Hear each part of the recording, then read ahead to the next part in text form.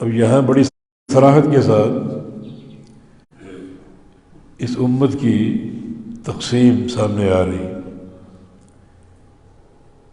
اس امت کے افراد دو قسموں میں منقسم ہیں، کچھ مومن اور کچھ کافر. جو مومن ہیں ان کا اصطلاحی نام امت اجابت ہے، وہ امت جو قبول کرنے والی. اور جو کافر ہیں ان کا اصطلاحی نام امت دعوت ہے، کہ ان کو دعوت تو دی گئی اور دعوت ان تک پہنچی، انہوں نے قبول نہیں کی. ہماری بحث کا موضوع امت دعوت نہیں ہے، امت اجابت ہے. وہ لوگ، یہ امت کے وہ افراد جنہوں نے کلمہ پڑھا اور اس دعوت کو قبول کر لیا. اب یہ امت اجابت جو ہے اس کا کیا خلاصہ ہے؟ یہ کون ہے، کہاں ہے؟ نبی علیہ السلام کی معروف حدیث جس میں آپ نے اس امت اجابت کو 73 فرقوں میں بانٹا. تفرقت اليہود علی 71 ملۃ وتفرقت النصارى علی 72 ملۃ، کہ یہودی 71 فرقوں میں بٹ گئے اور نصارہ 72 فرقوں میں. وستفترق امتی علی 73 ملۃ، اور میری امت جو ہے یہ 73 فرقوں میں بٹے گی. اب یہ ساری جو امت اجابت ہے یہ اس کا نچوڑ ہے، 73 فرقے. باقی امت دعوت و کفار جو اس سے خارج ہیں. تو اس حدیث کا جو دائرہ کار ہے وہ امت اجابت. تو امت اجابت کے 73 گروہ ہوں گے، 73 فرقے ہوں گے. اور آگے جو بات آپ نے ارشاد فرمائی، کلہم فی النار، سب جہنم میں جائیں. جہنم میں جانے والوں کے دو قسمیں، کچھ دائمی ہمیشہ کے لیے، کیونکہ امت اجابت میں قبول کرنے والے بہت سے لوگ ایسے ہیں اور ایسے ہوں گے جو شرک میں مبتلا تھے، شرک کرتے رہے، یہ شرک کرتے رہیں گے. اور مشرک کے لیے دائمی جہنم، شرک کرنے والا دائمی جہنم میں رہے گا. وَمَا يُؤْمِنُ أَكْثَرُهُم بِاللَّهِ إِلَّا وَهُمْ مُشْرِكُونَ، ایمان لانے والوں میں اکثریت ان لوگوں کی ہے جو شرک کرتے. تو کلمہ گو ہیں چونکہ ان کا شمار امت اجابت میں ہوگا، مگر چونکہ منہج سے خارج ہیں، مبتلا شرک ہیں. اور شرک اگر شرک اکبر ہے جس میں عقیدے کا عمل دخل ہے وہ تو کفر ہے. تو کلمہ پڑھنے کے باوجود دین سے خارج. تو کچھ ان 73 گروہوں میں ایسے گروہ ہوں گے جو دائمی جہنمی ہوں گے، اور کچھ ایسے بھی ہو سکتے ہیں جن کا عذاب ایک وقت کے لیے ہو، عارضی ہو، اور پھر وہ عقیدے کی صحت کی بنا پر جہنم سے نکال لیے جائیں اور ان کو جنت کا داخلہ عطا کر دیا جائے. فرمایا کہ سب جہنم میں ہوں گے الا واحدہ، سوائے ایک فرقے کے، ایک جماعت کے. صحابہ چونکہ خیر کے حریص تھے، آپ نے صحابہ نے 72 فرقوں کا سوال نہیں کیا کہ وہ کون ہیں، کیا ان کے عقیدے ہیں، کیا ان کا منہج ہے. ہاں جو فرقہ ناجیہ ہے، نجات پانے والا، اس کے بارے میں پوچھا، من ہم یا رسول اللہ، وہ کون ہے؟ یا رسول اللہ علیہ وسلم کے دو جواب ہیں. جو حدیث میں منقول ہے. ایک جواب آپ نے دیا ہم الجماعہ، وہ جماعت ہے، اور ایک جواب یہ دیا ہم ما انا علیہ اليوم اصحابی، یہ وہ لوگ جو اس چیز پر قائم ہوں جس پہ آج میں ہوں اور میرے صحابہ ہیں، اس چیز پر قائم ہوں جس پر میں اور میرے صحابہ ہیں. تو ظاہر نبی علیہ السلام کا دور، صحابہ کا دور، اس دور میں جو عقیدے اور عمل کی اساس تھی وہ وحی الہی تھی. نبی یا صحابی کسی امتی کا پیروکار تو نہیں ہو سکتا. نبی تو اپنی اطاعت کا سکہ قائم کرنے آتا ہے، اپنی اطاعت کا ڈنکا بجانے آتا ہے، جس پر میں اور میرے صحابہ وحی الہی، کتاب و سنت، قرآن و حدیث. اور یہی آپ کو حکم دیا گیا تھا فاستمسک بالذی اوحی الیک، کہ آپ کی طرف جو وحی کی جا رہی ہے اسے پوری مضبوطی سے تھام لو. اور صرف آپ ہی نہیں، آگے وَإِنَّهُ لَذِكْرٌ لَكَ وَلِقَوْمِكَ، یہ ہمارا امر اور یہ نصیحت آپ کے لیے ہے اور آپ کی امت کے لیے. اس وقت جو امت آپ کے سامنے تھی وہ صحابہ کی جماعت تھی، اور صحابہ کرام نبی علیہ السلام کی اتباع کے حریص تھے. صحابہ کی جماعت میں نافرمانی کا کوئی تصور نہیں تھا. یہ کون لوگ ہیں جو اس چیز کو تھام لیں جسے میں نے اور میرے صحابہ نے تھام رکھا. اللہ تعالیٰ کی وحی جو دو چیزوں سے عبارت ہے، ایک قرآن اور ایک حدیث. وَأَنزَلَ اللَّهُ عَلَيْكَ الْكِتَابَ وَالْحِكْمَةَ، اللہ تعالیٰ نے آپ پر قرآن اور حدیث نازل فرمائی. اب اس حدیث میں جب آپ نے سارے طرق اکٹھے کیے تو ایک نقطہ بڑی صراحت سے واضح ہو گیا کہ جس چیز کو اللہ اور اس کے رسول اللہ صلی اللہ علیہ وسلم اور صحابہ نے تھاما وہ فرقہ ناجیہ، طائفہ منصورہ، اور وہی الجماعت، اسی کو جماعت کہا گیا. وہ جماعت بھی ہے اور وہ فرقہ ناجیہ بھی ہے. جس چیز پہ میں اور میرے صحابہ اس کو تھامنے والے، وہی جماعت ہے، وہی فرقہ ناجیہ. تو یہاں ان لوگوں کا رد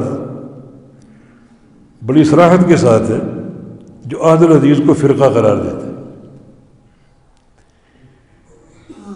یا وہ اہل الحدیث کو نہیں جانتے یا وہ فرقے کو نہیں جانتے، دو میں سے ایک بات ضرور ہے. آئیے قرآن کا ایک اور مقام پڑھتے ہیں. ان قرآن کا وہ مقام اور یہ حدیث دونوں کا ایک ہی مدلول آپ کے سامنے آئے گا. فرمایا کہ وَاعْتَصِمُوا بِحَبْلِ اللَّهِ جَمِيعًا وَلَا تَفَرَّقُوا، اللہ کی رسی کو تھام لو، ان اللہ کی وحی کو، کتاب و سنت کو، اور فرقہ بندی نہ کرو، تفرق کا شکار نہیں ہونا. یہ دو چیزیں، ایک اعتصام بحبل اللہ، اللہ کی وحی کو تھامنا، اور جو وحی کو نہیں تھامتے وہ ولا تفرقوا میں فرقہ بندی کا شکار. اگر اللہ کی وحی کو تھامنا فرقہ بندی ہے تو نعوذ باللہ اللہ تعالیٰ خود حکم دے رہا ہے کہ فرقہ بندی کرو.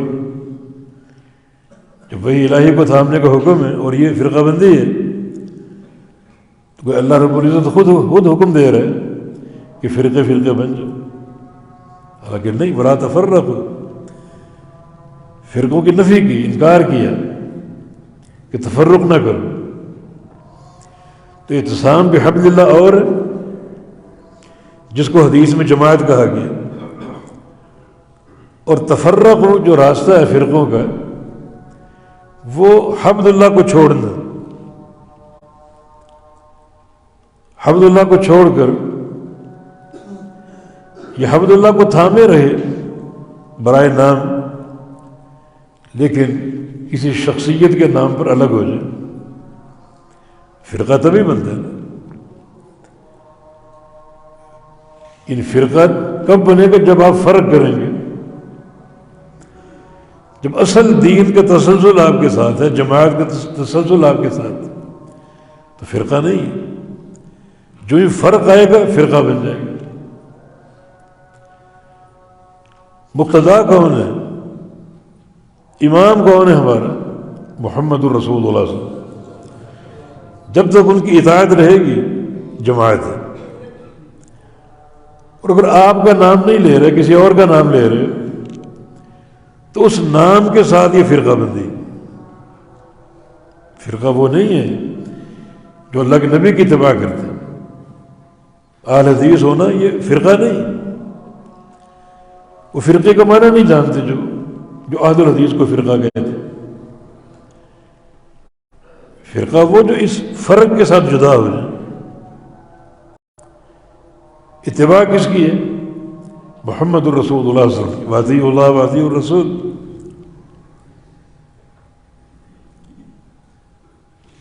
اطاعت آپ کا حق ہے، اتباع آپ کا حق ہے، یہ تفرق کا راستہ نہیں، الجماع کا راستہ ہے۔ یہ حدیث اس پر شاہد۔ اور جب فرق کرو گے، کسی اور کا نام لو گے، اس نام پر یہ فرقہ بن جائے گا۔ یہ افتراق کا راستہ، اعلی حدیثیت افتراق کا راستہ نہیں، یہ افتراق کا راستہ۔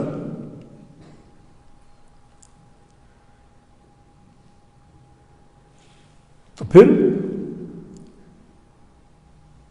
اصل کیا ہوا؟ نبی علیہ السلام کی اطاعت اور آپ کی اتباع کے ناطے سے اصل آپ کی پیروی، یہ پیروی ہوتی رہے گی تو جماعت کا تسلسل قائم رہے گا،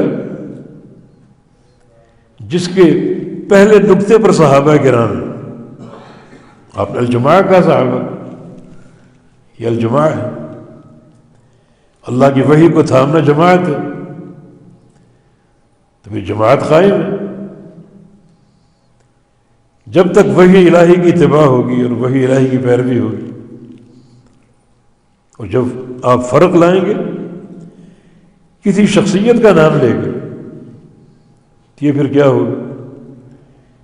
یہ تفرق کا راستہ، فرقہ بندی کا راستہ۔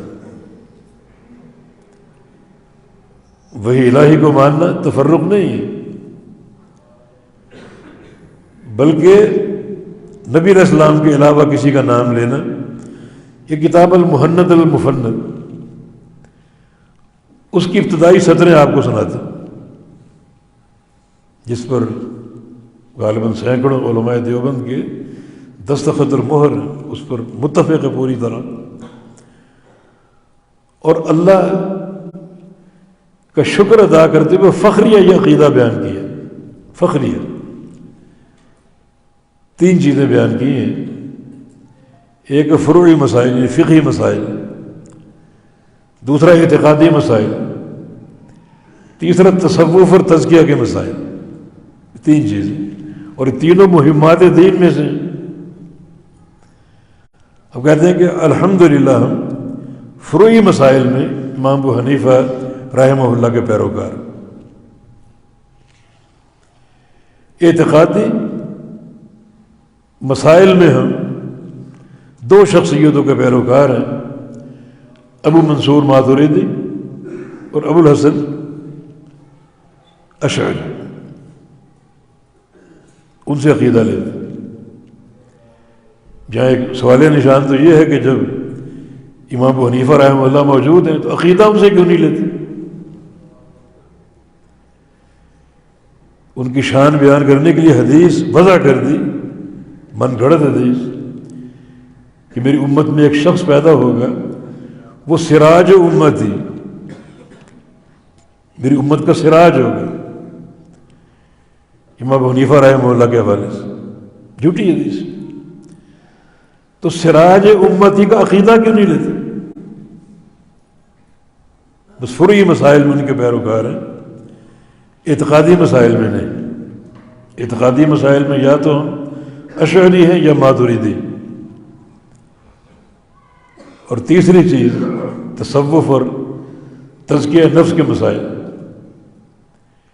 اس میں ہم 4 شخصیتوں کے پیروکار، یا ہم قادری ہیں یا چشتی، نقشبندی یا سہروردی. دیکھیں یہ مہمات دین ہے. اہل الحدیث کا عقیدہ یہ ہے کہ فروعی مسائل ہوں، اعتقادی مسائل ہوں، اصولی مسائل ہوں، تزکیہ کے امور ہوں، ہم یہ ساری چیزیں ایک ہی شخصیت سے لیتے ہیں، اور وہ محمد رسول اللہ صلی اللہ علیہ وسلم. دین میں ہر شے موجود ہے. یہ تفرق ہے، یعنی ایک شخص یہ سارے امور اللہ کے نبی سے لے رہے، وہ فرقہ ہے کیا؟ اور ایک شخص تقسیم کر رہے دین کو، فروعی مسائل میں یوں، اعتقادی مسائل میں اس طرح، اور تصوف اور تزکیہ کے مسائل میں فلاں راستہ. بتائیں پھر فرقہ کون ہے؟ جو اصل پر قائم ہے، سارے امور میں نبی علیہ السلام کی اتباع کے دعوے دار بھی ہیں اور عملی طور پر اس کو ثابت بھی کرتے ہیں، تو اس کو فرقہ کہنا زیادہ تھی. یقیناً جو لوگ اہل حدیث کو فرقہ کہتے ہیں وہ من وجہ جاہل ضرور ہے، یا ان کو فرقے کی تعریف معلوم نہیں ہے، یا ان کو اہل حدیثیت کا تعارف نہیں. ایک نہ ایک وجہ سے ان کے اندر جہالت موجود ہے. تو یہ حدیث قاطع النزاع ہے. 73 فرقے، ایک جماعت کو اور گروہ کو فرقہ ناجیہ قرار دیا گیا. تو اہل الحدیث جماعت ہے، اللہ کے رسول کی پیروکار ہے، اس چیز پر قائم ہے جس پر نبی علیہ السلام اور صحابہ تھے، اسی کو جماعت کہا گیا. اور اگر فرقے کا نام دینا ہے اس کو تو مقید کر کے دو فرقہ ناجیہ. یہ طائفہ منصورہ، یہ وہ گروہ جس کو رسول اللہ صلی اللہ علیہ وسلم نے جنت کی بشارت دی.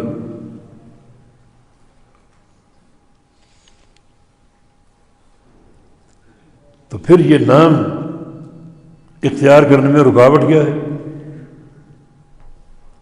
جو اصل ہے، آپ نے دیکھا نا جو تفرق کا شکار ہے وہ الحمدللہ کہہ کر اپنا مسلک اور فرقہ بیان کر رہے ہیں کہ الحمدللہ ہم فروع میں فلاں کے پیروکار ہیں، اصول میں فلاں کے پیروکار ہیں، اور مسائل تصوف میں فلاں کے پیروکار.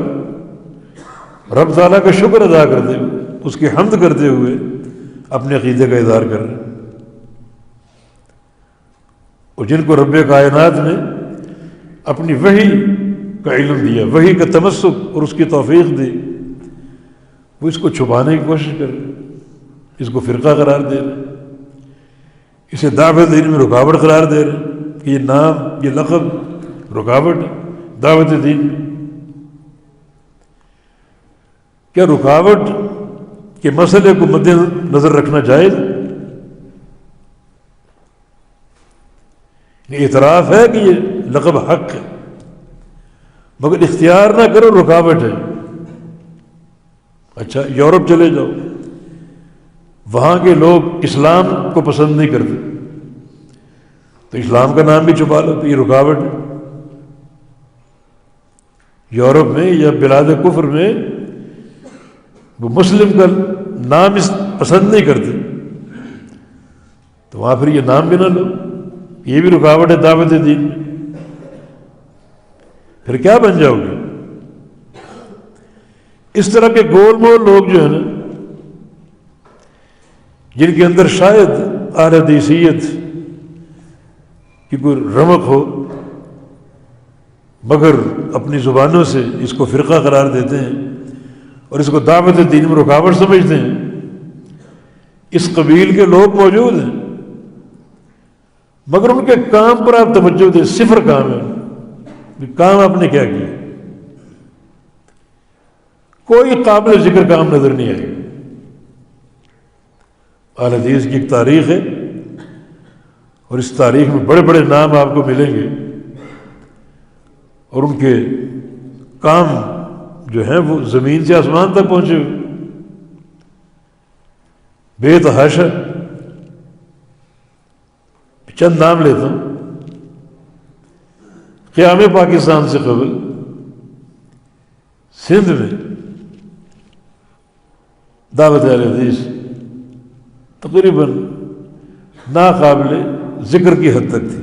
پہلے تھی 93 ہجری میں محمد بن قاسم رحمہ اللہ ثقفی، اس نے بلاد سندھ کو فتح کیا، اور تاریخ شاہد ہے کہ جن لوگوں نے ان کے ہاتھ میں اسلام قبول کیا وہ سارے اہل حدیث تھے۔ بشاری المقدسی، عبد الغنی المقدسی، شمس الدین المقدسی، ان کی کتاب احسن التقاسیم فی معرفت الاقالیم، یہ رحالہ تھے، بڑے سفر کرنے والے۔ تاریخ اسلام کا ان کو شغف تھا، دنیا میں گھومے، اسلام کے حالات، اسلام کے احوال۔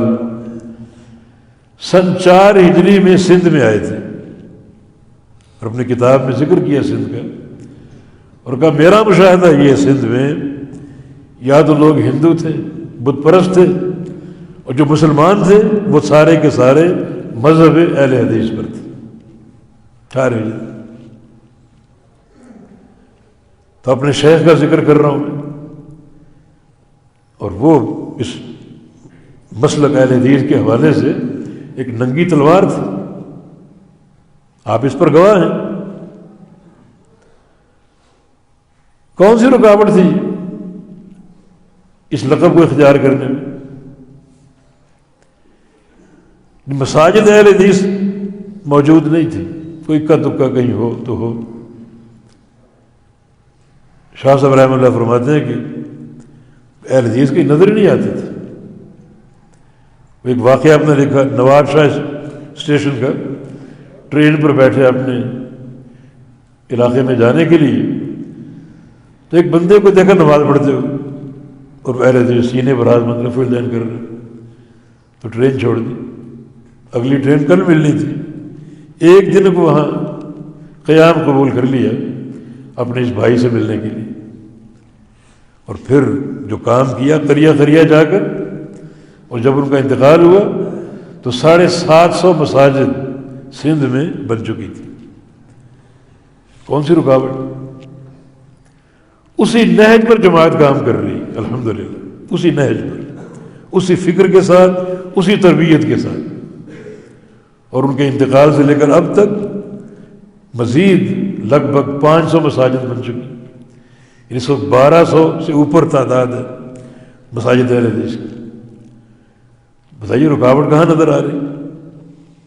جو لوگ یہ گول مول رہ کر وہ تھالی کے بینگن کی طرح کام کر رہے ہیں، اپنی رپورٹ دیں، انہوں نے کیا کام کیا، کون سے جھنڈے گاڑے انہوں نے، کہاں رکاوٹ ہے؟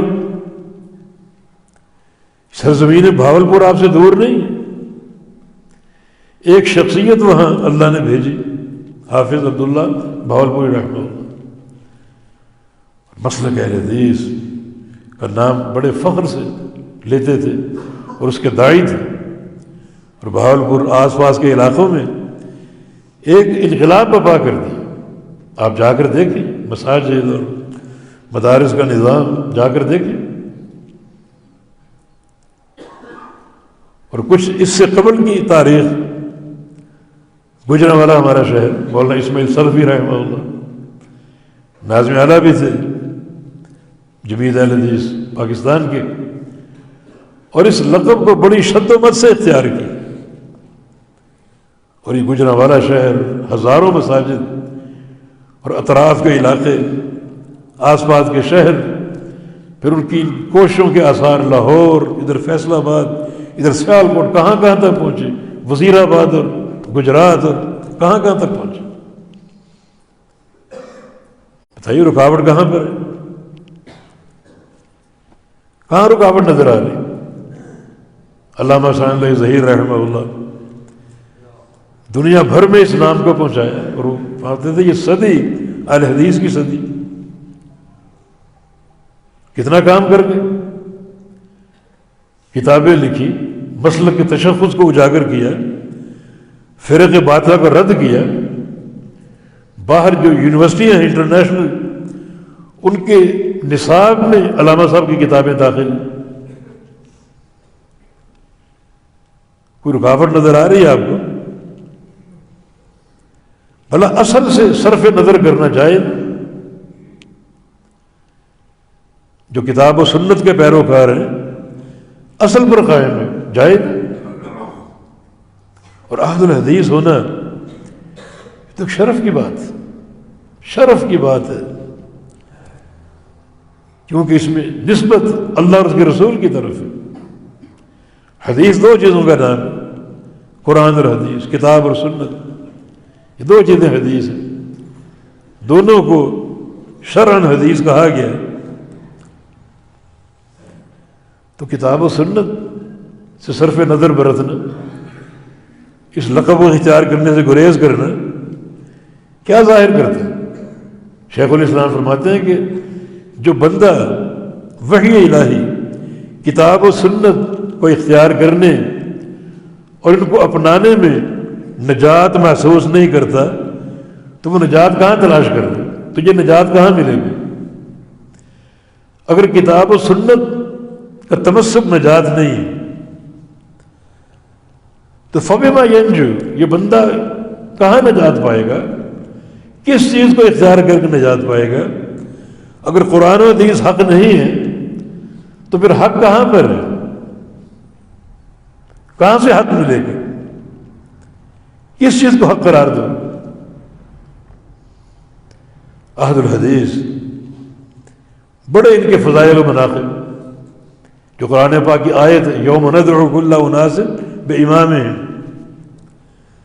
ہم قیامت کے دن سارے لوگوں کو بلائیں گے ان کے اماموں کے ساتھ، جو ان کے مقتدات ہیں، جن کی وہ پیروی کرتے ہیں. کچھ لوگ اہل حدیث کو طعنہ دیتے ہیں کہ آپ کا کون سا امام؟ ابن کثیر فرماتے ہیں کہ ہذہ الآیت اکبر شرف لأہل الحدیث، جو آیت کریمہ اہل الحدیث کے لیے سب سے بڑا شرف ہے. کیوں؟ ان کا امام محمد الرسول اللہ صلی اللہ علیہ وسلم. وہ تو اس طرح اللہ کے نبی کو دیکھتے ہیں کہ دائیں بائیں جھانکتے تک نہیں، پیچھے پوری دنیا ہو اپنی دعوت پیش کر رہی ہو اور سامنے محمد الرسول اللہ صلی اللہ علیہ وسلم، ان کی بات سننے کے لیے ان کو جھانک کر دیکھنا بھی ان کے منہج کے خلاف، ان کے عقیدے اور ان کی شان کے خلاف. نبی علیہ السلام کے پیروکار. تو اگر قیامت کے دن لوگوں کو ان کے اماموں کے ساتھ پکارا جائے گا تو اہل الحدیث کا شرف ہے، ان کا امام محمد الرسول اللہ صلی اللہ علیہ وسلم، ان کے پیروکار ہیں. اور نبی علیہ السلام کی ایک اور حدیث کو محدثین نے اہل الحدیث کی شان کے طور پر ذکر کیا. فرمایا کہ اقربکم منی منزلۃ یوم القیامہ اکثرکم علی صلاۃ، کہ قیامت کے دن وہ بندہ میرا سب سے قریب ہوگا جو مجھ پر زیادہ درود پڑھنے والا ہو. اور نبی علیہ السلام پر زیادہ درود پڑھنا یہ بھی اہل الحدیث کا شرف، جن کا اوڑھنا بچھونا حدیث ہے، صبح شام حدیثیں پڑھتے ہیں ایک ایک مجلس میں. امام شافعی رحمہ اللہ بازار کی طرف نکلے اور چیخ کر کہا کہ این اہل الحدیث، اہل حدیثوں کہاں ہو تم؟ بازار لوگ جمع ہو گئے، امام شافعی رحمہ اللہ آئے، وقت کے امام اور محدث جمع ہو گئے تو 400 احادیث ایک ہی مجلس میں روایت کی. بازار میں کھڑے کھڑے، بازار میں کھڑے کھڑے 400 حدیثیں روایت کی.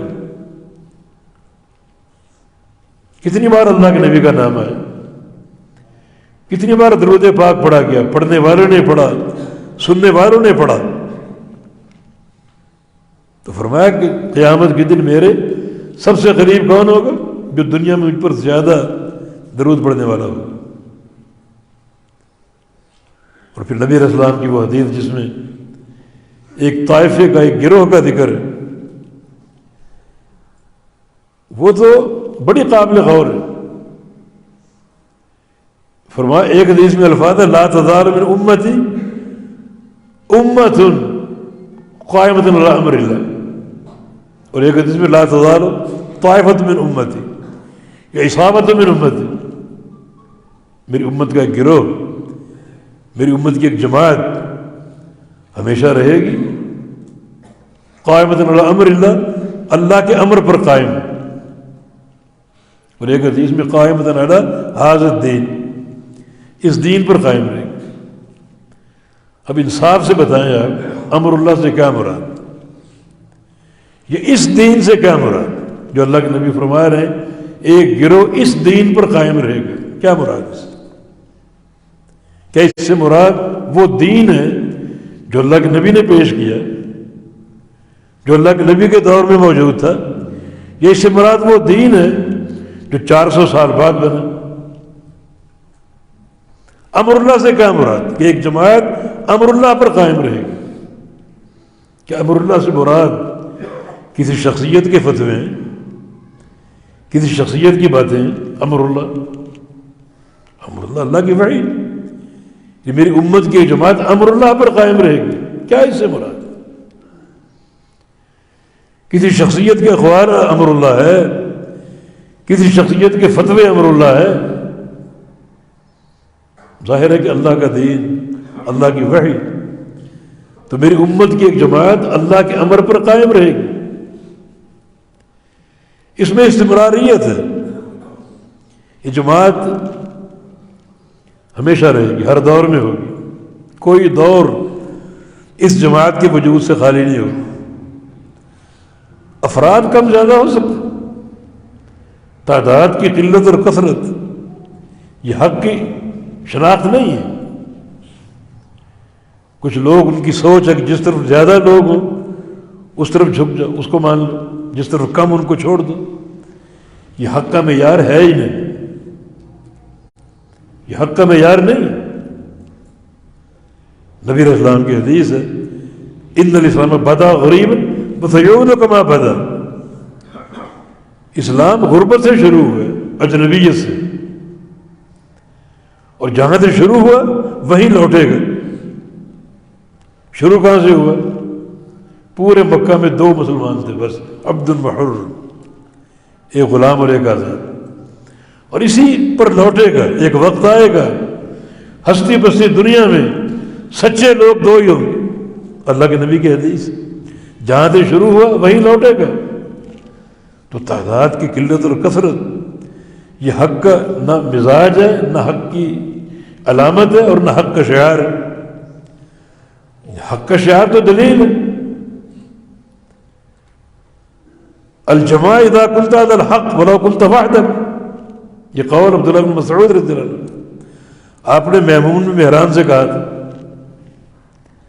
کہ جماعت کیا ہے؟ انہیں اشکال تھا. جب اللہ کے نبی کی حدیث سنی انہوں نے کہ ایسے حکام آئیں گے جو نمازوں کو لیٹ پڑھیں گے، تاخیر کریں گے.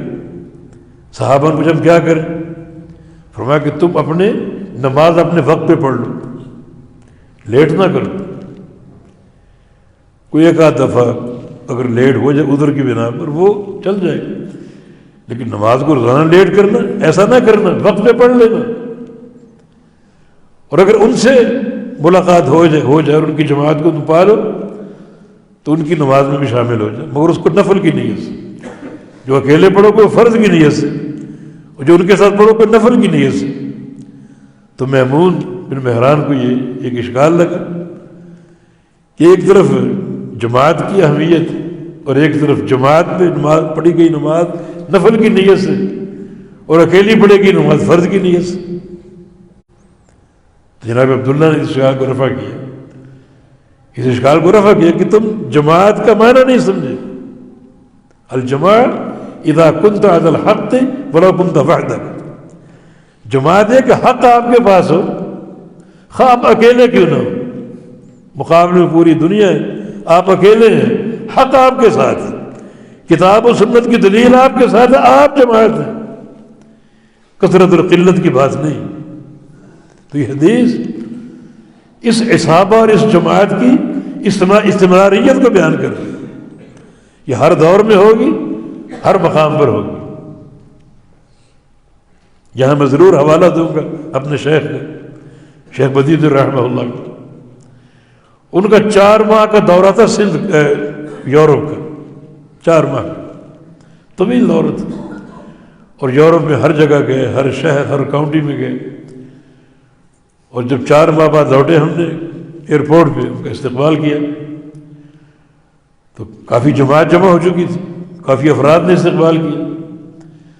تو ہم نے شاہ صاحب سے عرض کیا کہ تفصیلی ملاقات تو ہوگی، آپ بھی تھکے ہوئے لمبے سفر سے آئیں، تو اپنے دورے کی وہ خاص بات ایک بتا دیں ہمیں۔ ہم الگ ایک طرف کھڑے ہو گئے تھے، اپنے دورے کی خاص کوئی بات وہ بتا دیں، باقی باتیں بعد میں ہوتی رہی۔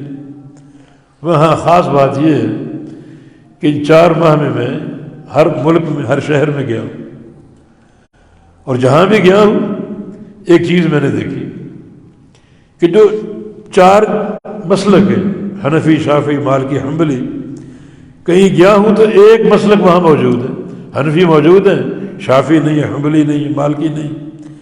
کسی دوسرے مقام پر گیا ہوں وہ مالکی ہیں، حنفی حنبلی نہیں ہے۔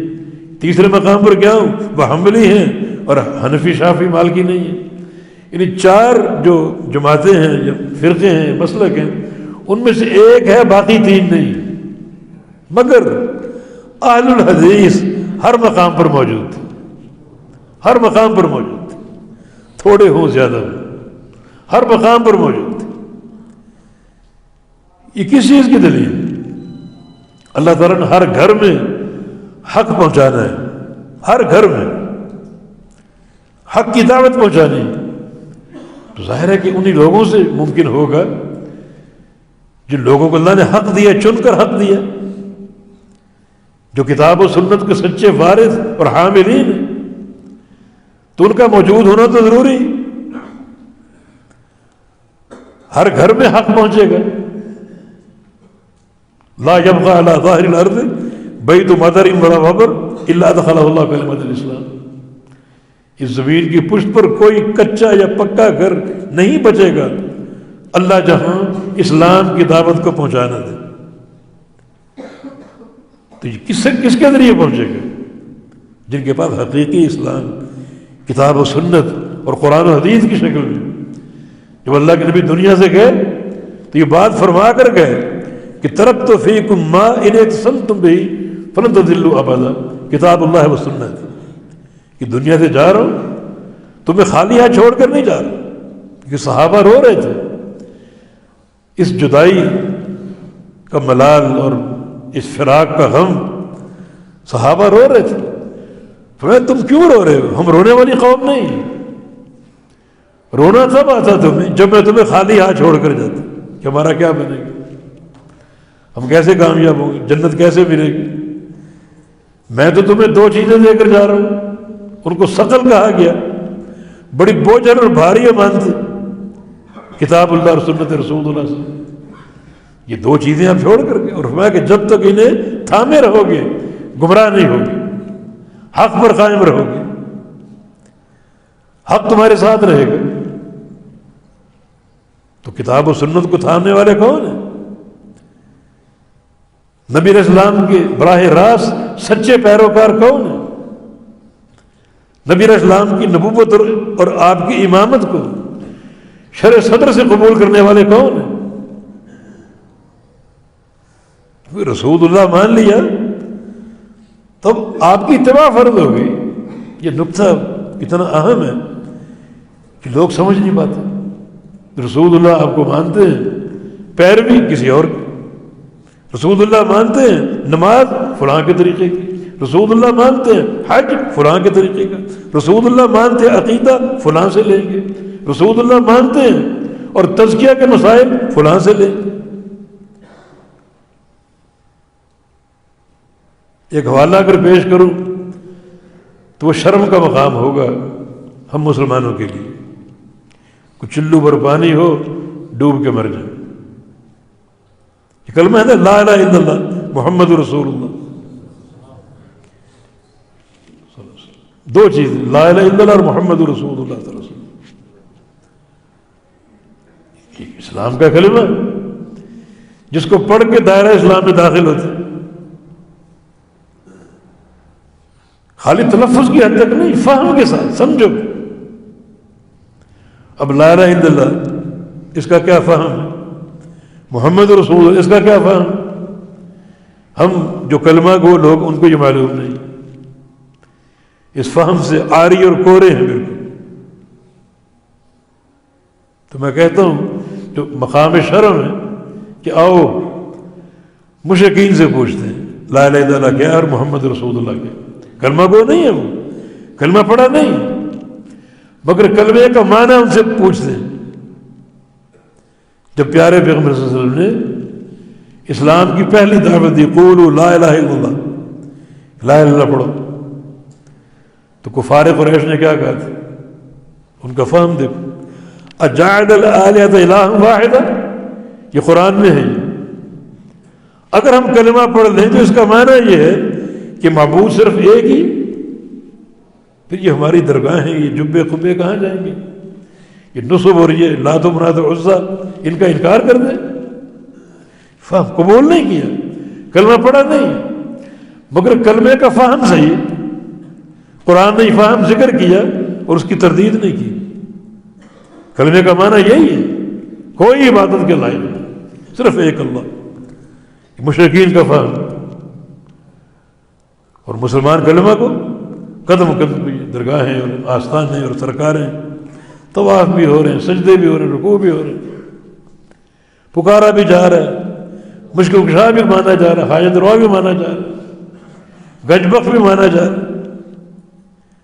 تو مشرکین سے کم از کم پوچھ لو، سمجھ لو کہ لا الہ الا اللہ کیا اور محمد رسول اللہ کیا ہے صلی اللہ علیہ وسلم. یہ بھی مقام شرم ہے. آؤ ایک کافر سے پوچھتے ہیں محمد رسول اللہ کے. نبی علیہ السلام کا سفر حدیبیہ آپ جانتے ہیں، آپ عمرہ کرنے گئے تھے، مشرکین نے روک دیا. وہ طویل قصہ، آخر میں معاہدہ ہوا. معاہدہ کرنے کے لیے کفار کی طرف سے سہیل نامی شخص ہے، سہیل ابن عمرو، ادھر سے نبی علیہ السلام، دونوں کے مابین معاہدہ طے ہو رہا ہے. لکھا جا رہا ہے معاہدہ ھذا ما قاض علیہ محمد رسول اللہ و سہیل بن عمرو، کہ یہ معاہدہ محمد رسول اللہ کے درمیان اور سہیل بن عمرو کے درمیان. سہیل پھٹ پڑا، بول پڑا کہ ہو رسول اللہ، یہ رسول اللہ مٹاؤ، رسول اللہ مٹاؤ. محمد بن عبداللہ لکھو، جیسے میرا لکھا ہے سہیل بن عمرو. محمد بن عبداللہ لکھو، رسول اللہ مٹاؤ. کیوں؟ کہتا ہم رسول اللہ نہیں مانتے. اور آگے وجہ بیان کی، لو علمنا انک رسول اللہ لاتبعناک، اگر ہم آپ کو رسول اللہ مان لیں تو آپ کی اتباع ہم پر فرض ہو جائے گی. یہ کون کہہ رہے ہیں؟ ایک مشرک کافر. اگر رسول اللہ مان لیں جھگڑا ختم، پھر آپ کی اتباع ہم پر فرض ہو جائے گی. کلمہ کو لوگ مسلمان مانتے ہیں، اتباع کسی اور کی، پیروی کسی اور کی، نماز کسی اور کے طریقے سے، روزے کسی اور کے طریقے سے، حج عمرہ کسی اور کے طریقے سے. تو پھر یہ کیا فہم ہے؟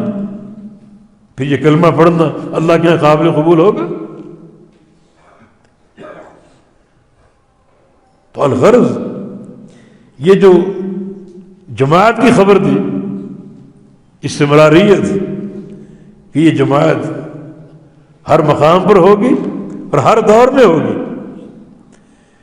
اس کی نشانی کیا ہے؟ قائمۃ بامر اللہ، اللہ کے امر پر قائم ہو، یا اس دین پر قائم ہو۔ کس دین پر؟ نبی علیہ السلام کس دین کی طرف اشارہ کر رہے ہیں؟ جو دین آپ کے دور میں موجود تھا وہ، یہ جو 400 سال بعد بنا وہ۔ کیونکہ شاہ ولی اللہ محدث دہلوی رحمہ اللہ کا قول ہے کہ 400 سال تک تقلید کا کوئی ثبوت اور کوئی وجود نہیں تھا۔ 400 سال بعد اس امت نے تقلید اختیار کی اور تقلیدی مذاہب جو ہیں وہ اٹھے اور پھیلے۔ تو پھر حاضر دین سے کیا مراد؟ اس دین پر قائم ہو، وہ دین جو اللہ کے نبی نے دیا، جس پر آپ چلتے رہے، صحابہ چلتے رہے، اس طرف اشارہ ہے، یا اس دین کی طرف جو آپ کے 400 سال بعد وجود میں آئے گا۔ اور اس سچے دین پر عمل کرنے والے کون ہیں؟ اللہ کی وحی کو تھامنے والے کون ہیں؟ قرآن و حدیث کا نام لینے والے کون ہیں؟ تو یہ صحابہ، یہ جماعت۔ اس لیے بہت سے محدثین نے، جن امام احمد بن حنبل، یزید بن ہارون، علی بن مدینی، بڑے بڑے اساتذین علم کے، انہوں نے بتایا کہ اس حدیث کا مصداق اہل الحدیث، اہل حدیث مراد ہے اس سے، وہ صحابہ، وہ جماعت جو حق پر رہے گی، ہمیشہ قائم رہے گی، وہ جماعت اہل الحدیث کی جماعت۔ بڑے بڑے اساتذین کی صراحت ہے، وضاحت ہے۔ بلکہ امام احمد بن حنبل کا قول ہے کہ ان لم یکونوا اہل الحدیث، اس سے مراد اگر اہل حدیث نہیں ہے، فلا ادری من ہم، پھر میں نہیں جانتا کون۔ اس حدیث کا مصداق اگر اہل الحدیث نہیں، پھر میں نہیں جانتا کون۔ تو بھائی اتنا پیارا تشخص، اتنا پیارا نام، جس میں کوئی فرقہ بندی کی بو نہیں، منہج حق ہے، منہج صدق ہے، اصل ہے، جس کو اللہ کے نبی نے بھی فرقہ نہیں بلکہ جماعت کہا ہے۔ فرقہ کہا تو فرقہ ناجیہ کے طور پر۔ تو اس سے کترانے میں کیا رکاوٹ؟ دعوت دین میں کیا رکاوٹ؟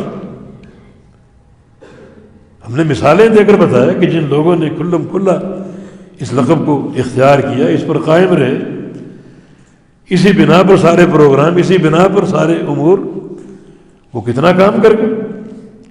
اور جو لوگ اس طرح گول مول رہ کر زندگی گزار رہے ہیں، اب تک تم نے کون سے جھنڈے گاڑ دی؟ کیا کام کیا تھا دعوت کے حوالے سے؟ اور یہ لقب اس لیے ضروری ہے کہ داعی کا تمیز ضروری ہے۔ اگر کوئی دعوت دے رہا ہے تو میرے لیے ضروری میں پہلے معلوم کروں یہ کون ہے، اس کا عقیدہ، اس کا منہج، اس کا عمل، اس کا استمداد کیا ہے، اس کے مشائخ کون ہیں، اس کی تحصیل کن مدارس سے ہے، میرے لیے ضروری۔ داعی کو پہچاننا ضروری،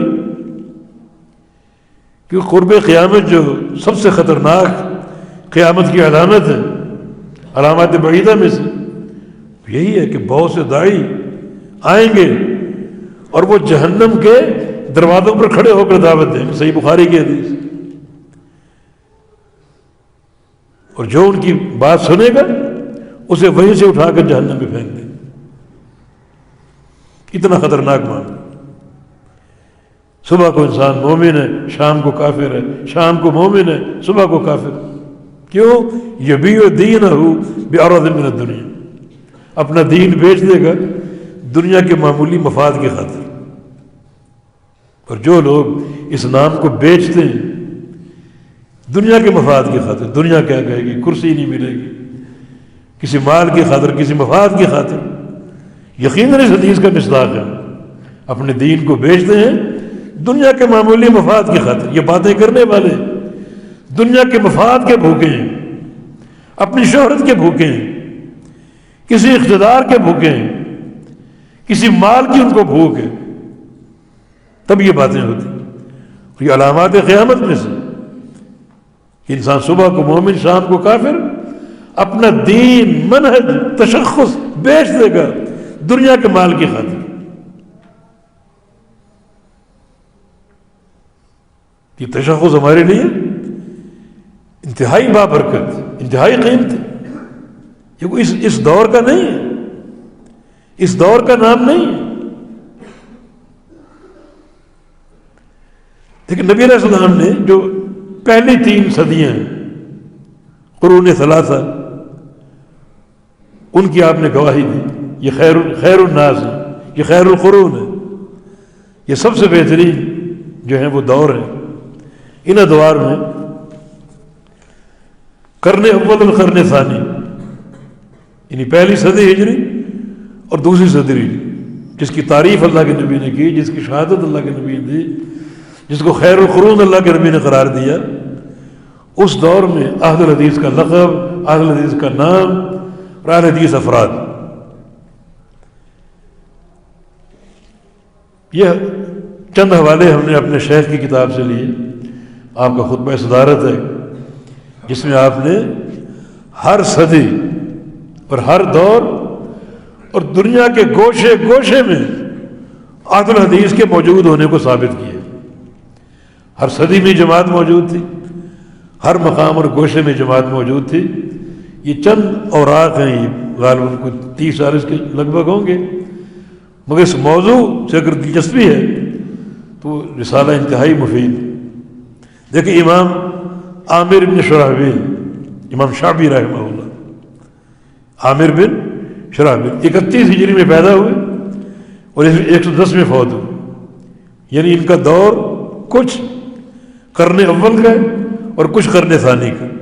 عامر بن شرحبیل، شرحبیل نام، ہمارے جاہلوں نے اس کو غلط پڑھا اور شرجیل پڑھ لیا اس کو. اب بچوں کے نام دھڑا دھڑ شرجیل شرجیل شرجیل، حالانکہ شرجیل کوئی نام نہیں. نام شرحبیل، ہا اور با ہے، وہ با کے نقطے کو سرکا کے ہا میں ڈال دیا، شرجیل ہو گیا. شرجیل کوئی نام نہیں، شرحبیل، عامر بن شرحبیل. ان کا قول ہے کہ لم استقبلت من امری ما استدبرت ما حدثت الا ما اجمع علیہ اہل الحدیث. اب جو میرے پاس، جو مجھے باتیں آ رہی ہیں میرے پاس، اب جو مجھے فہم آ رہا ہے، اگر یہ پہلے مجھے آ جاتا تو میں صرف وہ حدیثیں روایت کرتا جن حدیثوں پر اہل الحدیث کا اجماع ہے. قرن اول کی بات، یعنی قرن اول میں اہل الحدیث موجود تھے، بلکہ ان کے اجماع کی بات ہو رہی. کتنی تعداد میں ہوں گے؟ 500 صحابہ سے ان کا لقاء ثابت ہے. 500. امام عامر بن شرحبیل کے امام شعبی، شافعی نہیں، امام شعبی معروف ہیں، بڑے متقی بھی تھے اور بڑے محدث بھی تھے، عالم بھی تھے، زاہد بھی تھے اور چہرہ شناس بھی تھے. ان کا قصہ ایک چھوٹا سا، وہ حج کرنے کے اپنی بیوی کے ساتھ، تو مینا میں کہیں بیٹھے ہوئے تھے اپنی بیوی کے ساتھ. ایک شخص سامنے سے آ رہا تھا، ان کی طرف آ رہا. اب وہ اور ان کی بیوی تو فرماتے ہیں کہ جو بندہ آ رہا ہے اس کا چہرہ بتا رہا کہ پرلے درجے کا بے وقوف احمق انسان. اب وہ قریب آ گیا اور سنو اس نے کیا سوال کیا کہ مجھے حج کے تعلق سے ایک سوال کرنا ہے، آپ دونوں میں امام شافعی کون ہے؟ آپ دونوں میں امام شافعی، بیوی کے ساتھ بیٹھے ہوئے، آپ دونوں میں امام شافعی کون ہے؟ تو جو انہوں نے بات کی وہ سچ ثابت ہوئی. امام شافعی 500 صحابہ سے ان کا لقاء ثابت اور اہل حدیث کے اجماع کی بات کر رہے ہیں. کتنی تعداد ہوگی؟ امام زہری رحمہ اللہ، ابھی ان کی بات ہم نے سنائی آپ کو. بازار میں گئے اور بازار میں تاجروں کے، امام زہری بھی صغار تابعین میں سے، چھوٹے تابعین میں سے، 224 ہجری میں ان کا انتقال ہوا. یہ قرن ثانی اور قرن ثالث پورا دور انہوں نے گزارا. اور بازار والوں کو پکارا، آئینا آیت الحدیث، اہل حدیث کہاں ہے؟ اور لوگوں نے دیکھا امام زہری آئے ہیں تو دکانیں چھوڑ کر جمع ہو گئے. تو اس مجلس میں انہوں نے 400 حدیث روایت کی. امام محمد بن حسن الشیبانی رحمہ اللہ، امام ابو حنیفہ رحمہ اللہ کے شاگرد ہیں. وہ فرماتے ہیں کان ابن شہاب اعلم عند اہل الحدیث بالمدینہ.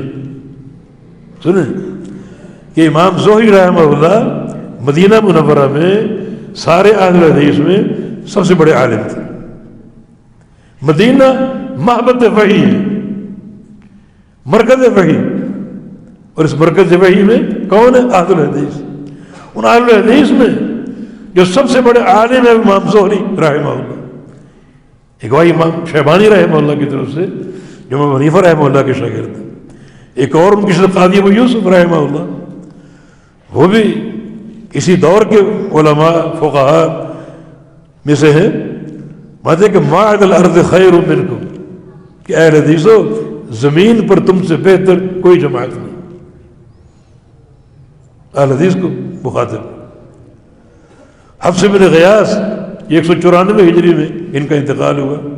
ان قرن ثانی کے علماء میں سے، محدثین میں سے ان کا قول ہے ہم خیر اہل دنیا، کہ دنیا میں سب سے بہترین جماعت اہل الحدیث. ابو بکر بن عیاش 170 ہجری میں یہ فوت ہوئے. فرماتے کہ انہم خیر الناس، اہل الحدیث سب سے بہترین لوگ. یہ خلیل لغت کے اور نام کے امام تھے.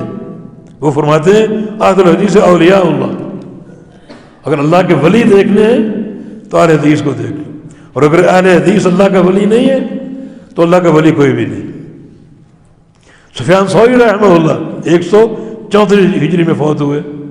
وہ فرماتے ہیں کہ ملائکہ الملائکۃ حراس السماء، فرشتے آسمانوں کے چوکیدار، اور اہل الحدیث زمین کے چوکیدار. بڑی بات کہہ گئے. آسمانوں کے چوکیدار فرشتے اور زمین کے چوکیدار اہل الحدیث. یعنی کوئی چیز اوپر غلط جا رہی ہو، فرشتے اس چیز کو آسمان میں داخل ہونے نہیں دیتے. نبی علیہ السلام کے حدیث کو کلمہ لعنت کو گالی کسی نے دی ہو، وہ تیزی سے اوپر پرواز کرتی. فرشتے اس کو دیکھ رہے ہوتے تو آسمانوں کے دروازے بند کر دیتے تاکہ یہ طبیعی کلمہ آسمان پر نہ چڑھ سکے. تو یہ محافظ، چوکیدار، پہرے دار آسمانوں کے اور زمین کے پہرے دار اہل حدیث. کوئی غلط فکر ہو، غلط عقیدہ ہو، اس کا تعاقب اہل حدیث کرتے تاکہ دین خالص رہے، ملاوٹ نہ ہونے پائے. اتنی تحریکیں اٹھی غلط، روافض اٹھے، خوارج اترے، جبریہ اور قدریہ اور جہمیہ، معتزلہ، متکلمین، سب کا ناطقہ بند کرنے والے اہل الحدیث تھے، زمین کے چوکیدار. قاضی فضیل بن عیاض 187 ہجری میں فوت ہوئے. وہ اہل الحدیث کو مخاطب ہوتے ہیں یا ورثۃ الانبیاء، اے انبیاء کے وارثوں، تمہارے پاس انبیاء کا ورثہ ہے، انبیاء کی وراثت تمہارے پاس. نبی علیہ السلام کی حدیث سے یہ بات ہے. نبی علیہ السلام کا فرمان ہے کہ کانت بنی اسرائیل تسوسهم الانبیاء، بنی اسرائیل کی ساری سیاست انبیاء کے ہاتھ میں تھی. ایک نبی آتا، وہ فوت ہوتا، دوسرا آ جاتا، وہ جاتا، تیسرا آ جاتا. ساری ان کی سیاست انبیاء نے کی، دعوت انبیاء نے دی، تربیت انبیاء نے کی. اور میں چونکہ آخری نبی ہوں، میرے جانے کے بعد کوئی نبی نہیں آئے گا، تو پھر اس دعوت کا وارث کون ہوگا، اس دعوت کا امین کون ہوگا؟ فرمایا العلماء ورثۃ الانبیاء. پھر سن لو، علماء میری امت کے انبیاء کے وارث ہوں گے. اور قاضی فضیل بن عیاض اہل الحدیث کو مخاطب ہوتے ہیں یا ورثۃ الانبیاء، اے انبیاء کے وارث ہو. ہارون رشید بنو عباسیہ کا خلیفہ، جس کا عدل معروف ہے، جس کی ایک شہرت ہے علمی اعتبار سے بھی، علم دوست انسان تھا. کہتا طلب تو اربع، میں نے 4 چیزیں تلاش کی. فوجدت تو ابھی اربع، وہ 4 چیزیں مجھے 4 جگہوں میں مل گئی. 4 چیزیں تلاش کی. طلبت الکفر، میں نے ڈھونڈا کفر کہاں ہے. یہ جو گروہ بنے ہوئے ہیں ان میں کون سے گروہ میں کفر ہے؟ تو فوجدتہ عند الجہمیہ، یہ فرقہ جہمیہ، ان کے پاس مجھے کفر مل گئی، کفر ان کے پاس. اور طلبت الکلام، علم کلام میں نے تلاش کیا. بیت عند المعتزلہ، تو وہ فرقہ معتزلہ کے پاس مل گئی۔ علم کلام بڑا خطرناک علم۔ امام شافعی کا قول ہے ایک شخص اگر سارے کبیرہ گناہ کر لے شرک کے علاوہ، جتنے کبیرہ گناہ چن چن کے سارے کر لے، صرف شرک نہ کرے، تو وہ بہتر ہے علم کلام پڑھنے سے۔ علم کلام پڑھنے سے وہ گناہ بہتر۔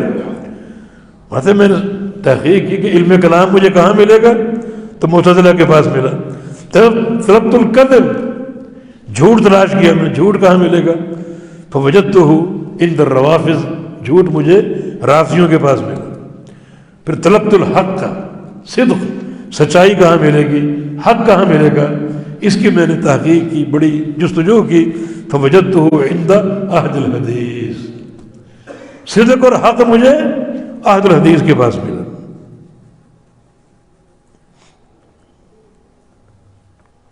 عبداللہ بن مبارک 180 ہجری میں فوت ہوئے۔ اللہ کو فرماتے ہیں قیامت کے دن پورے سے رات پر جب لوگ گزریں گے تو سب سے زیادہ ثابت قدمی اہل الحدیث کے پاس ہو، سب سے بڑھ کر ثابت قدمی اہل حدیث کے پاس ہو۔ بچے جو چھوٹے چھوٹے محدثین لاتے تھے، بچے وہ بھی حدیث کا سماع کرتے، انہیں دیکھ کر خوش ہوتے، اور فرماتے کہ آج کی یہ نرسری کل کے تناور درخت ہوں گے، کل کے تناور درخت ہوں گے۔ ابراہیم بن ادہم یہ عالم بھی تھے، زاہد بھی تھے۔ یہ قرآن پاک کی آیت فلولا نفر من کل فرقۃ منہم طائفۃ لیتفقہوا فی الدین، یہ ہر گروہ سے ایک جماعت نکلے یا ایک فرد نکلے تفقہ فی الدین کے لیے، تفقہ فی الدین کے لیے نکلے، سفر کرے، علماء کے پاس جائے، محدثین کے پاس جائے، سماع حدیث کے لیے جائے۔ بات ہے کہ یہ اس سے جو مصداق ہے اس کا، یہ وہ اسفار ہیں، وہ سفر ہیں جو اہل الحدیث طلب حدیث کے لیے کرتے ہیں۔ اور ان کا تاریخی قول ہے کہ ان اللہ یرفع البلاء عن هذه الامہ برحلۃ اصحاب الحدیث، اللہ اس امت کی تکلیفوں کو ٹالتا ہے، اس امت کی تکلیفوں کو ٹالتا ہے اہل الحدیث کے سفر کی برکت سے۔ جو قدم اٹھاتے ہیں کسی عالم کے پاس جانے کے لیے، کسی محدث کے پاس جانے کے لیے، ان سفروں کی برکت سے اللہ تعالیٰ امت کی تکلیفیں رفع کرتے ہیں۔ الحمدللہ ہمارے پاس یہ معصوم ننھے بچے اپنے علاقوں سے، گھروں سے آئے ہوئے طلب حدیث کے لیے، انشاءاللہ ان کے سفروں کی برکت سے بلائیں ٹلتی، مصیبتیں رفع ہوتی، اور یقینی یہ بات ہے اللہ تعالیٰ ان سفروں کو قبول کرتا ہے۔ اور آپ کو کیا معلوم یہ امت کس قدر جو ہے وہ تکالیف میں گھری ہوئی ہے، پریشانیوں میں گھری ہوئی ہے، جن کا شمار ممکن نہیں ہو سکتا ہے۔ بہت سی پریشانیاں، بہت سی تکلیفیں ان بچوں کے سفر کی برکت سے ٹل گئی ہوں، اللہ نے ٹال دی ہوں۔ عبدالرزاق الصنعانی یہ قرن ثالث کے محدثین میں سے، ابو داؤد طیالسی اور احمد بن حنبل یہ قرن ثانی اور قرن ثالث تینوں صدیوں کے علماء میں سے ہیں۔ وہ فرماتے ہیں کہ جو 73 فرقوں والی حدیث ہے اس میں جو فرقہ ناجیہ ہے وہ اہل الحدیث ہے۔ اسحاق بن موسیٰ الخضرمی بر یمکن لہم دینہم الذی ارتضی لہم، کہ اللہ تعالیٰ اس دین کو مضبوطی سے دے دے گا جو دین اللہ کا پسندیدہ ہے۔ کن کو دے گا؟ وہ فرماتے ہیں کہ اس کا مصداق اہل الحدیث ہے۔ قتیبہ بن سعید امام بخاری کے شیخ ہیں، 240 میں انتقال ہوا۔ یہ فرماتے ہیں کہ کچھ اہل الحدیث ان پر تنقید کرنا، ان کی مخالفت کرنا یہ اہل بدعت کی علامت ہے، اور ان کے نام انہوں نے لیے یحییٰ بن سعید القطان، عبد الرحمن بن مہدی، احمد بن حنبل، اسحاق بن راہویہ۔ جن پر نقد کرے گا، جرح کرے گا، ان کی مخالفت کرے گا، وہ اہل بدعت میں سے ہے۔ یزید بن ہارون امام بخاری کے شیخ، بلکہ ان سے ایک طبقہ اوپر یزید بن ہارون، بڑی چوٹی کے محدث اور عبادت گزار، اپنی عمر کے آخر میں نابینا ہو گئے تھے۔ ایک شاگرد ان کو عرصے بعد ملا تو پوچھا کہ یا شیخ ما فعلت العینان الجمیلتان، یہ خوبصورت آنکھیں کہاں گئیں، یہ پیاری آنکھیں کہاں گئیں؟ تو فرمایا کہ ذهب بهما بکاء الاسحار، سحری کے وقت جو روتے ہیں اس رونے نے آنکھوں کو ختم کر دیا، نابینا ہو گئے تھے۔ یہ فرماتے کہ لا تنالوا طائفہ جو حدیث ہے، میری امت کی ایک جماعت ہمیشہ اللہ کے امر پر قائم رہے گی، وہ اہل الحدیث ہے۔ بقی بن مخلد اندلس کے محدثین میں سے 274 میں فوت ہوئے ہجری میں، یعنی قرن ثالث انہوں نے دیکھا، اور یہ اندلس میں انہوں نے جب دعوت اہل حدیث کام کیا تو بڑی پریشانیاں جھیلی انہوں نے، اور بڑے مصائب اور مشکلات کا سامنا کرنا پڑا، لیکن بالآخر ان کی دعوت کامیاب رہی، اور وقت کے حاکم نے جب ان کی دعوت کو سنا، پروگرام کو دیکھا، تو پوری طرح جو ان کا ساتھ دیا، اور انہوں نے دعوت اہل حدیث کو پوری طرح وہاں پر قائم کیا۔ ان کا قول ہے کہ میں نے دعوت اہل حدیث کے ایسے پودے گاڑ دیے ہیں کہ ان کو اکھاڑنے والا صرف دجال ہی ہو سکتا ہے۔ تو اس طرح بے شمار نام ہیں، بھی سارے قرون، یہ قرن اول، قرن ثانی، ہر دور کے علماء، یہ رسالہ آپ لیجئے پڑھیے، یعنی ہر دور میں اہل حدیث موجود تھے، دعوت موجود تھی، اور ہر خطے میں وہ استمراريت ہے۔ اللہ کے نبی کا فرمان کہ ایک گروہ میری امت کا ہمیشہ حق پر قائم رہے گا۔ تو فضائل و مناقب آپ نے سن لیے، نبی علیہ السلام کی ایک اور حدیث، اور یہ حدیث بھی آپ کے آخری وقت کی ہے، حجۃ الوداع کے موقع پر آپ نے مینا میں ظہر کی نماز پڑھائی، مینا میں، اور خطبہ ارشاد فرمایا۔ اس خطبے سے قبل آپ نے ایک دعا کی، نبضر اللہ عمرا سمع منی حدیث فحفظہ ووعاہ ثم اداہ کما سمع، کہ اللہ تعالیٰ اس شخص کے چہرے کو تر و تازہ کر دے جو میری ایک حدیث سن لے، ایک حدیث، اور ایک حدیث میں سمع منی شیئا، مجھ سے کچھ بھی سن لے، اور ایک حدیث میں کلمۃ، یہ حرفن کے الفاظ، ایک لفظ مجھ سے سن لے، ایک کلمہ مجھ سے سن لے، اور پھر کیا کرے، اس کو یاد کر لے، حافظ، اس کو یاد کر لے، بوعاہ، اور اس کو سمجھ لے، اور ثم اداہ کما سمع، پھر آگے پہنچا دے پوری امانت داری کے ساتھ۔ یہ 4 طرح کے تعلقات نبی علیہ السلام کی حدیث کے ساتھ۔ ایک سماع حدیث، 4 شوق ہیں، سماع حدیث کا شوق، حفظ حدیث کا شوق، اور فہم حدیث کا شوق، اور آگے ادائے حدیث، آگے پہنچانا، آگے بیان کرنا۔ یہ حدیث کا اوڑھنا بچھونا بن گیا، حدیث کو سننے کے لیے جا رہا ہے، امانت داری سے سن رہا ہے، پوری توجہ سے اس کو یاد کر رہا ہے، اس کو سمجھ رہا ہے، اور پھر اس کو آگے بیان کر رہا ہے، آگے پہنچا رہا ہے۔ جس شخص میں 4 شوق ہوں، اللہ تعالیٰ اس کے چہرے کو تر و تازہ کر دے، دنیا میں آخرت میں، دنیا میں آخرت میں تر و تازگی عطا فرمائے۔ سفیان ثوری فرماتے ہیں کہ اس حدیث کی روشنی میں جو بھی حدیث کا طالب ہے، اس کے چہرے پر رونق اور سرور ہوگا، اس کے چہرے پر ایک نور ہوگا، خاص ایک چمک ہوگی، رنگت کا سیاہ کیوں نہ ہو، اور اس کے چہرے میں ایک ندرت ہوگی، ایک چمک ہوگی خاص، جو اس کے عالم اور طالب حدیث ہونے کی نشاندہی کرے گی۔ یہ حدیث، یعنی حدیث کے ساتھ 4 طرح کا تعلق، کتنا بابرکت، اللہ کے نبی کی دعا، چہروں کی تر و تازگی کی دعا۔ بلکہ ایک حدیث میں فرمایا کہ رب حامل فقہ الی من هو افقہ منہ،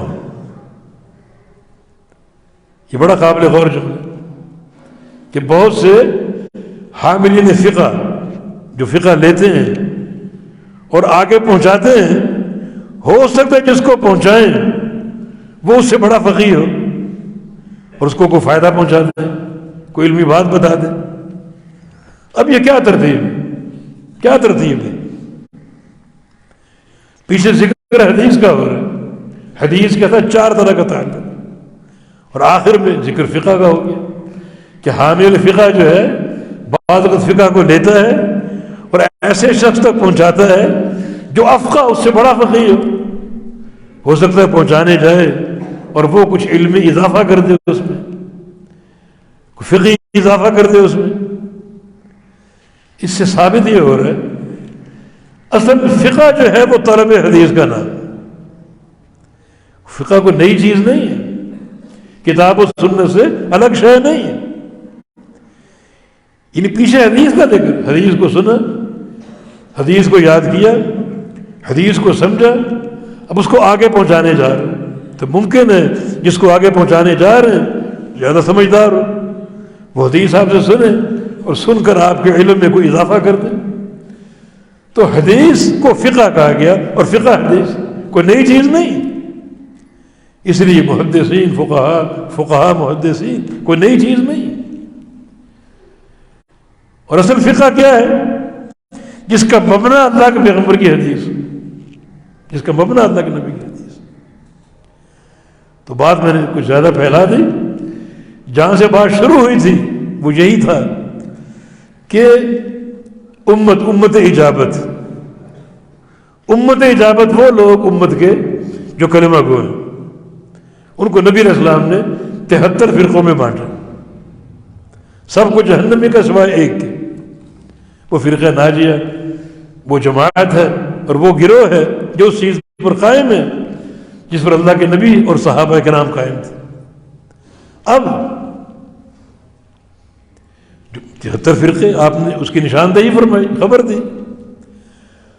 اور یہ 73 فرقے اصول کی صورت میں، آگے ان کی فروع، ان کی شاخیں دیکھیں تو بے شمار نام آ سکتے ہیں، بے شمار نام آ سکتے ہیں. بعض اوقات ایک فرقہ اس میں 20 جو ہیں وہ جماعتیں ہیں اس کے ساتھ شامل ہیں، معمولی فرق کے ساتھ. کوئی ایسا فرقہ ہے جس میں 12 جو ہیں وہ شعبے ہیں معمولی فرق کے ساتھ. یہ ممکن ہے. اب نبی علیہ السلام نے 73 فرقوں کی نشاندہی کی، اور یہ 73 فرقے امت اجابت سے، امت اجابت سے مانا کلمہ گو لوگ، مانا مسلمان. اب مسلمان ہیں، اپنے آپ کو سب مسلمان کہیں. 73 فرقے امت اجابت ہے. امت اجابت ہونے کا مانا سب مسلمان، یہ بھی مسلم، وہ بھی مسلم، وہ بھی مسلم، وہ بھی مسلم، ایک جہمی بھی، رافضی بھی، خارجی بھی، اور جناب ایک متکلم بھی، قدری بھی، جبری بھی، مسلم کہیں گے. امت اجابت ہے، کلمہ کو ہے، مسلم کہیں گے اپنے آپ. اب وہ تمیز کہاں سے آئے گا؟ ایک داعی کا تمیز، مسلم وہ بھی ہے، مسلم وہ بھی ہے، مسلم وہ بھی ہے، مسلم وہ بھی ہے. میں فرق کیسے کروں؟ میں نے کس کو سننا اور کس کو نہیں سننا؟ امام مسلم رحمہ اللہ اپنے مقدمے میں وہ ایک بات انہوں نے ذکر کی محمد بن سیرین کے حوالے سے. امام مسلم رحمہ اللہ نے مقدمے میں لکھا ہے کہ میری یہ کتاب جو ہے یہ دعوت اہل حدیث کو بیان کرے اپنے مقدمے میں. اور محمد سیرین کا قول کہ ایک دور تھا جب کوئی کہتا قال رسول اللہ، ہمارے سر جھک جاتے، اس بات کو سنتے، شوق سے عمل کرتے، اس کو اپنا لیتے. پھر فتنوں کا دور آ گیا. اب اگر کوئی قال رسول اللہ کہتا ہے، ہم پوچھتے تم کون ہو، ہمارا تعلق کس گروہ سے؟ تو گروہ کا تمیز کیسے ہوگا؟ اگر وہ کہے میں مسلم ہوں، کوئی امتیاز کر سکو گے؟ کوئی تمیز ہوگا؟ میں کیسے جانوں کہ یہ کون ہے؟ لفظ مسلم تو کافی نہیں، ساری امت اجابت ہے، سارے گروہ مسلم ہیں، تمیز کیسے ہو؟ یہی وجہ ہے کہ محدثین نے اس قرون اولیٰ ہی سے اس تمیز کے لیے، اس تشخص کے لیے اس لقب کو اختیار کیا، لقب اہل حدیث کو. امام مسلم فرماتے ہیں کہ اگر وہ کہتا ہے کہ میں جہمیہ میں سے ہوں، قدریہ میں سے ہوں، جبریہ میں سے ہوں، اس کی بات نہیں سنتے. اگر وہ کہتا میں اہل الحدیث میں سے ہوں، تب اس کی بات ہم سنتے. اس قول سے کیا ثابت ہو رہا ہے؟ اس لقب کو تمیز کے لیے اختیار کیا گیا، ورنہ تمیز ممکن نہیں. اور داعی کا تشخص ضروری. میں یہ بات کہتا ہوں، میرا فتویٰ سمجھ لیجیے، ایک بندہ تقریر کر رہا ہو اور آپ کو اس کے منہج کا علم نہ ہو، اس کی تقریر سننا جائز نہیں. ضروری ہے، تمیز ضروری ہے. اس کا عقیدہ، عقیدے کی معرفت، عقیدے کی صحت، اس کا منہج، اس کا عمل، تب اس کو سنو، تب اس کو سنو. یہ نہ ہو کہ شیطان اپنا وار کر جائے اور گمراہی کی صورتیں پیدا ہو جائیں. اس تمیز کے بغیر آج ہم بہت سے بہروپیوں کو سنتے ہیں، بہت سے شوفتہ بازوں کو سنتے ہیں. میں کہتا ہوں یہ گناہ کبیرہ ہے. ایک عالم سن سکتا ہے اس کا رد کرنے کے لیے، ایک عامی نہیں. اب تمیز کہاں سے آئے گا؟ امت اجابت ہے ساری، 73 فرقے امت اجابت ہے، سب مسلم ہیں. تم کون ہو؟ میں مسلم ہوں. میں کیسے پہچانوں بھائی؟ مسلم تو جہمی بھی ہے، معتزلی بھی ہے، مسلم تو خارجی بھی ہے، مسلم اپنے آپ کو قدری بھی کہتا ہے اور جبری بھی کہتا ہے. سب کون ہو تم؟ تو لا محالہ اس تمیز کے لیے، ایک شناخت کے لیے اس لقب کو اختیار کیا گیا. اس میں کوئی حرج نہیں. بلاد عرب میں چلے جائیں، سعودی عرب وغیرہ ہے، کویت ہے، امارات وغیرہ، اس میں اس منہج کے حاملین اپنے آپ کو سلفی کہتے ہیں. سلفی کا معنی یہ نہیں ہے کہ سلف صالحین کا پیروکار. سلفی کا معنی یہ ہے کہ کتاب و سنت کی پیروی کرنے والا سلف کے فہم پر، سلف صالحین کے فہم پر. یہ اس میں تقلید کا معنی نہیں. میں اس لیے وضاحت کر رہا ہوں کہ ہمارے ہندوستان کے محترم ڈاکٹر ذاکر نائک صاحب وہ کہتے ہیں میں محمدی ہوں، سلفی نہیں. کیوں؟ سلفی کا معنی سلف کی اتباع کرنے والا، اور محمدی کا معنی محمد مصطفیٰ کی اتباع کرنے والا. نہیں ڈاکٹر صاحب، آپ سلفی کا معنی نہیں سمجھے، کیونکہ یہ آپ کا مجال نہیں، آپ کا یہ میدان نہیں. آپ نے پڑھا کچھ اور ہے، اس میدان میں داخل ہوئے اور بہت سا مطالعہ آپ نے کیا، بڑے عظیم کام آپ نے کیے، اسی میں محدود ہیں. لیکن اس طرح کا فتویٰ نہ دیں تو بہتر.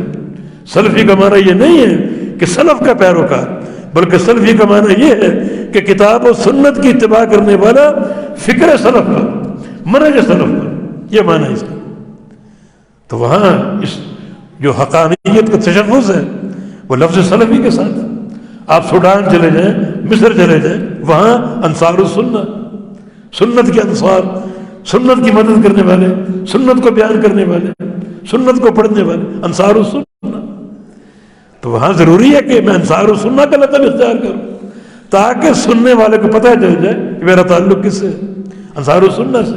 اور یہ وہ جماعت ہے جو منہج حق کے حاملین. اور یہ جو انڈونیشیا وغیرہ، ملائیشیا وغیرہ، وہاں چلے جائیں، وہاں تشخص جماعت محمدیہ کی صورت میں، الجماعت المحمدیہ، محمد صلی اللہ علیہ وسلم کے پیروکار، ان کی اتباع کرنے والے جو سچے حاملین ہیں الجماعت المحمدیہ کے نام سے. تو جس لقب سے جس علاقے میں ایک تشخص معروف ہے، اسی لقب کو اس علاقے میں اختیار کرنا ضروری ہے تمیز کے لیے. اگر ملائیشیا میں جائیں محمدی ہیں، مصر سوڈان میں جائیں انصار السنہ سے ہیں، سعودی وغیرہ میں جائیں ہم سلفی ہیں، پاکستان میں ہوں ہم اہل الحدیث، اہل السنہ اہل الحدیث ایک ہی چیز. شیخ الاسلام کا قول ہے کہ اہل السنہ ہم اہل الحدیث، وہ ایک ہی ہے. اور فرماتے ہیں کہ اہل حدیث کون ہے؟ یہ قرون ثلاثہ جو اولا، قرن اول، قرن ثانی، قرن ثالث، اس دور کے لوگ اہل الحدیث ہیں. اس کے بعد من سلک سبیلہ، اس کے بعد قیامت تک جو ان کی راہ پر چلے گا وہ اہل الحدیث. اس لیے ایک جو ذہن میں اشکال آتا ہے کہ اہل حدیث محدثین کی جماعت ہے، جیسے ابو زرع، ابو حاتم، بخاری، مسلم، ابو داؤد، وہ مراد ہے. ٹھیک ہے، وہ مراد ہے، آپ کی بات درست ہے کہ اہل حدیث عموم اہل حدیث نہیں بلکہ محدثین مراد ہے. ٹھیک ہے، لیکن یہ بات معلوم ہے کہ جو جس جماعت سے محبت کرے، جس جماعت کے اصولوں کی پیروی کرے، انہی میں سے ہوگا، انہی میں سے ہوگا، اس سے الگ نہیں. والسابقون الاولون من المہاجرین والانصار والذین تبعوہم بإحسان. یہ تین جماعتوں کے اللہ کی رضا ہے، اللہ ان سے راضی. ایک سابقین اولین مہاجرین ہے اور ایک انصار. تیسری کون سی؟ یہ دونوں گزر چکی ہیں. تیسری کون سی؟ تیسری قیامت تک رہے گی. لیکن کون؟ جو ان کے پیروکار. اللہ نے ان کو اسی میں شمار کے حکم کے اعتبار سے، یا پھر محبت بھی ہو وہ بھی انہیں شمار کا ذریعہ. ایک شخص نبی علیہ السلام کے پاس آیا اور آ کر کہا رجل یحب القوم ولم یلحق بهم، ایک بندہ ایک قوم سے محبت کرتا ہے مگر اس قوم سے مل نہیں پاتا. اس کا مقصد یہ تھا مجھے آپ سے محبت ہے، اور یہ بڑے بڑے صحابہ ان سے محبت ہے، مگر کہاں آپ اور کہاں میں، مل نہیں پاتا. آپ کا عمل، آپ کا تعلق باللہ کہاں اور میں کہاں، مل نہیں پاتا. اس کو تشویش ہے کہ جب موت واقع ہو جائے گی پھر کیسے ملاقات ہو. نبی علیہ السلام نے کیا جواب دیا؟ المرء مع من حب، انسان اسی کے ساتھ ہوگا جس کے ساتھ محبت کرے گا. ہمیں محبت ہے محدثین کے اصولوں سے، محدثین کی جماعت سے. ہمیں محبت ہے امام بخاری سے، امام مسلم سے، محبت ہے امام شافعی سے رحمہ اللہ، جو کہ حدیث کے اساتین میں سے. امام شافعی کا قول ہے لولا اہل الحدیث لکنا ممن یبیع الفول، اگر اہل حدیث نہ ہوتے ہم چھولے بیچ رہے ہوتے. لولا اہل المحابر، لولا اہل المحابر لتکلمت الزنادقہ فوق المنابر، اگر یہ روشنائی والے نہ ہوتے جو حدیثیں لکھتے ہیں ہر وقت، یہ کاغذ قلم اور دوات ان کے ساتھ ہوتی ہے، اگر یہ نہ ہوتے ان ممبروں پر زندیق کھڑے ہوتے. زندیقوں کی زندیقیت اہل حدیث نے عیاں کی، ان کا تعاقب کیا اور ان کو آخر تک ننگا کر کے رکھ دیا. اور اگر یہ نہ ہوتے، یہ جماعتیں آشکارا نہ ہوتی، تو زندیق اور مرتد قسم کے لوگ ممبروں پر کھڑے ہو کر خطبہ دیتے. یہ اہل حدیث کا شرف ہے. انہی کا قول ہے من طلب الحدیث فقد قویت حجتہ، جو حدیث کا طالب ہے اس کی حجت سب سے قوی ہے. انہی کا قول ہے اذا رأیت واحدا من اہل الحدیث فکأنی رأیت واحدا من اصحاب رسول اللہ صلی اللہ علیہ وسلم، میں کسی اہل حدیث کو دیکھتا ہوں تو لگتا ہے میں نے اللہ کے نبی کے کسی صحابی کو دیکھ لیا. انہی کا قول ہے اہل الحدیث بکل زمان کا صحاب رسول اللہ فی زمانے، ہر دور میں ہر مقام پر اہل حدیث ویسا ہی ہے جیسے اللہ کے نبی کے دور میں صحابہ تھے. یہ سارے ان کے اقوال، حدیث سے محبت، اس فن سے محبت، تو ہمیں محبت ہے ان محدثین کی جماعت سے، تو ان سے محبت کرنے والے انہی میں سے ہو. ٹھیک ہے میں ایک طالب علم ہوں، اہل حدیث میں نہیں ہوں اس معنی میں جس معنی میں محدثین کی جماعت ہے، مگر ان سے محبت تو ہے نا، ہمیں ان کے منہج کے اصولوں کے پیروکار تو ہے نا، ان کی اتباع کرنے والے تو ہیں نا. اور یہ چیزیں ایک ہی جماعت کے تشخص کو اجاگر کرتی ہیں. اللہ تعالیٰ ہمیں سمجھ عطا فرما دے، فہم عطا فرما دے، حدیث کی محبت عطا فرما دے، عمل کی توفیق دے دے. اور اللہ تعالیٰ جماعت اہل حدیث اللہ تعالیٰ توفیق دے کہ ہم اصل مقام کو سمجھیں، ذمہ داریوں کو سمجھیں. اہل حدیث ہونا ایک شرف بھی ہے اور ذمہ داری بھی. شرف کیا ہے؟ ہماری نسبت کتاب و سنت کے ساتھ. ذمہ داری کیا ہے؟ اس کے لیے کام کرنا، حدیث کو عام کرنا، اس علم کو پھیلانا، عمل کرنا، عمل کرنا، یہ ذمہ داری. اللہ پاک توفیق عطا فرما دے. اقول قولی ھذا واستغفر اللہ لی ولکم واخر دعوانا ان الحمد للہ رب العالمین.